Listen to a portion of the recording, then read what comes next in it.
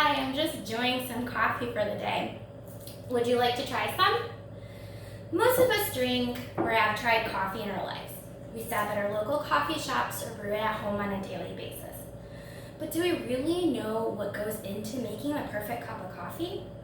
There are many standards that need to be met when brewing the perfect cup.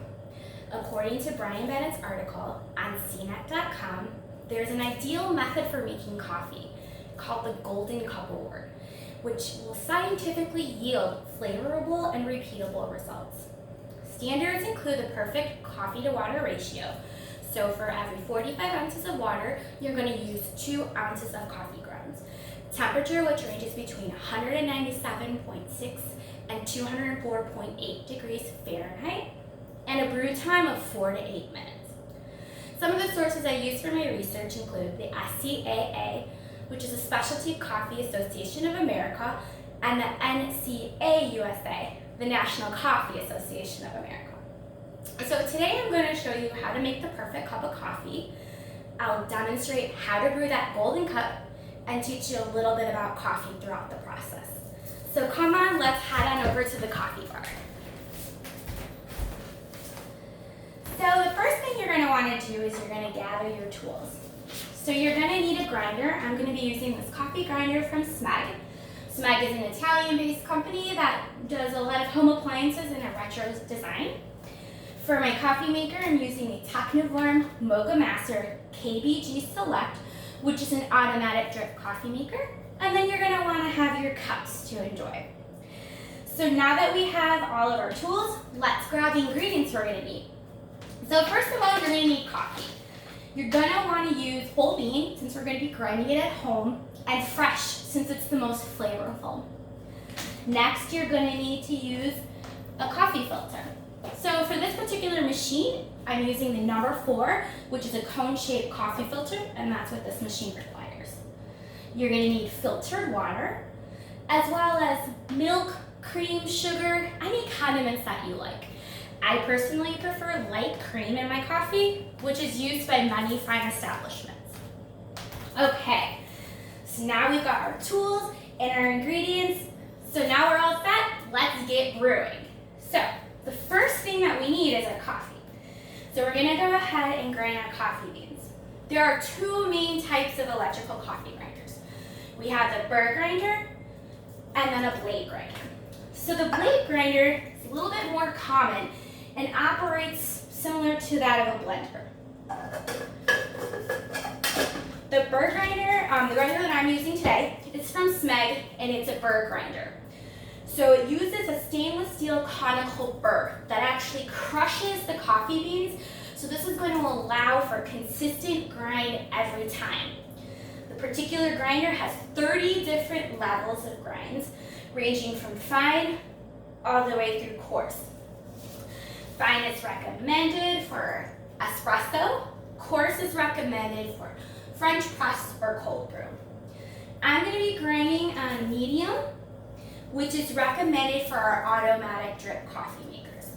So according to the National Coffee Association, the size of the grind is hugely important to the taste of your coffee. An incorrect size can actually make your coffee taste better. So I'm going to go ahead, we're going to do a half pot of 6. So I moved my little knob to 6, and we're going to go ahead and grind it. Smells really good. And you can see when it comes out, the grind is really uniform and it's nice and even. This particular machine, since it is part of the Coffee Association, does exactly know how much coffee I need per cup. Okay, so we have our coffee grounds. So you're going to want to take your brew basket. Let's take a little bit off. And you're going to place your filter in. As you can see, I already have the filter in, and it's wet. So the wetting the filter is recommended because it actually makes the filter work better. Pour our grains in. You can see the nice grind from that burr grinder. I like to tap it so that it's a little bit more even.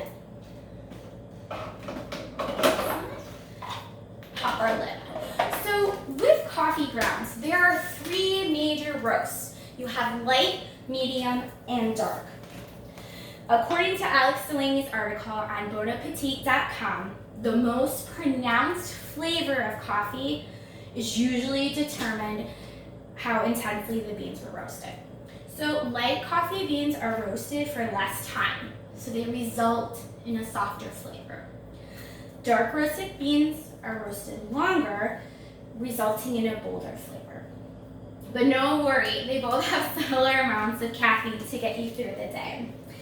So today I'm using Cameron's Organic Nicaragua Blend, which is a medium to dark roast. I prefer darker roasts since I find them a lot more flavorful.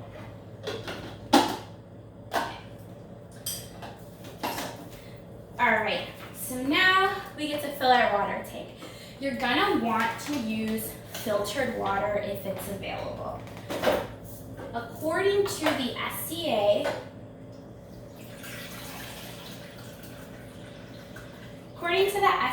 global standards, water needs to be chlorine-free. Water that contains chlorine, again, can affect the taste of your coffee. So we're just gonna put this in here.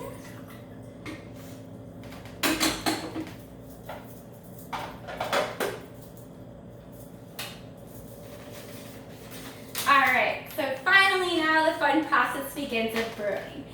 So as I mentioned, I'm using the Mocha Master KBG Select, which again is an automatic drip coffee maker. This machine just has 2 basic simple switches. You have your power switch as well as your hot plate switch, which goes between low and high power.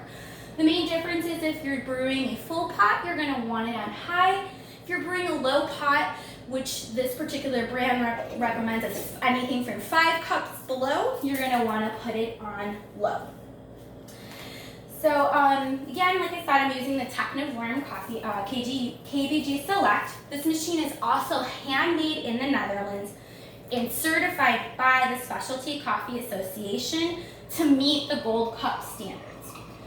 So this machine does that by using a copper boiler to create the perfect water temperature, which is between 196 to 205 degrees Fahrenheit. Also, brew time for this machine for a whole pot is 6 minutes. So if you can kind of move in how this machine works, we have the copper boiler mechanism here.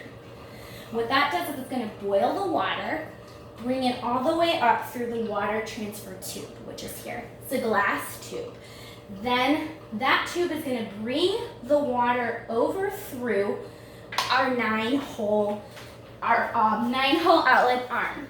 So what this is going to do, it acts like a shower head. So you can see the water starting to drip.